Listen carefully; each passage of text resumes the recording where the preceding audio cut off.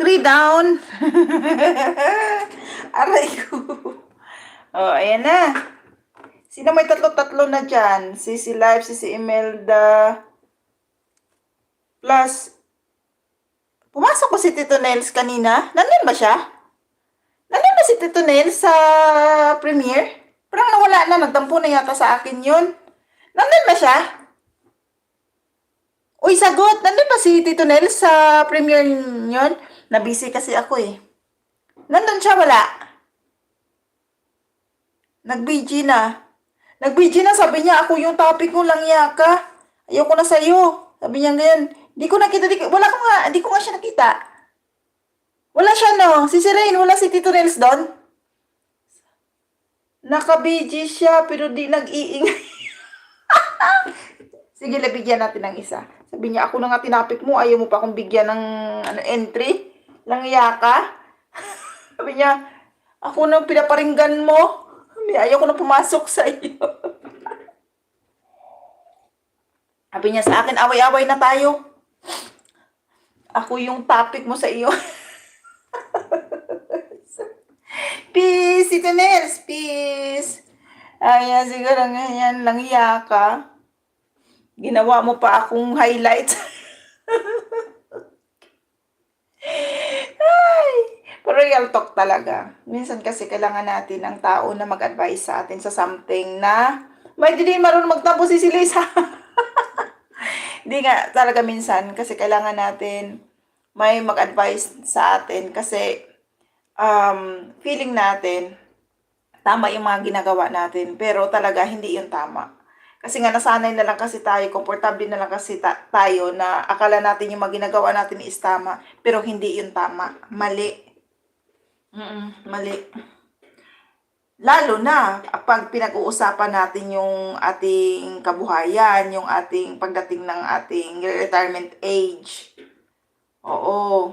Ugali kasi natin is mabait, masyado, mapagbigay, which is di natin na-realize na at the end of the day, tayo na pala ang nawalan. Oo. So, yung kasabihan na bayan muna bago sarili, ibahin na natin yon kasi parang kung ihambing natin yon sa pamilya, parang pamilya muna bago sarili. So, kailangan nating i-reverse yun. Sarili muna bago iba. Kasi bakit?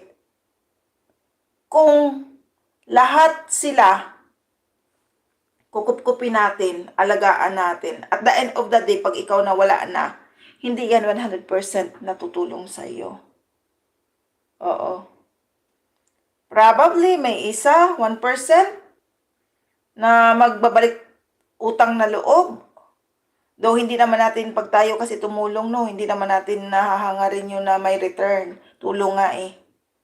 Pero, aminin natin, pag tumulong tayo, dapat kung ano lang yung sobra, kung ano lang yung kaya, dapat meron ka sa sarili mo, hati-hatiin mo yun. Kasi ang ending kasi niyan, kung lahat, kung anong meron ka, ipasa mo sa iba, pamigay mo sa iba, pag ikaw ang nawalan, kawawa ka. Kasi feeling pa naman na nasa Pilipinas, mayayaman yung mga OFW. Feeling lang nila yun.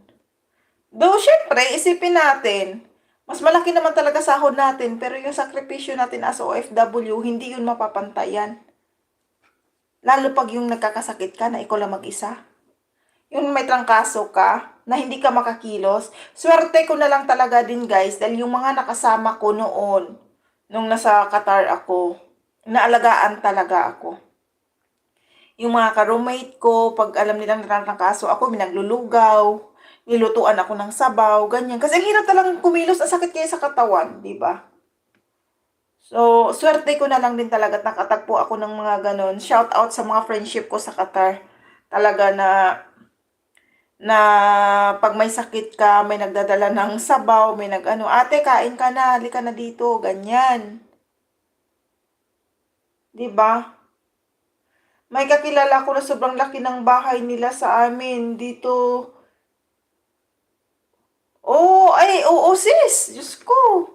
Meron talaga.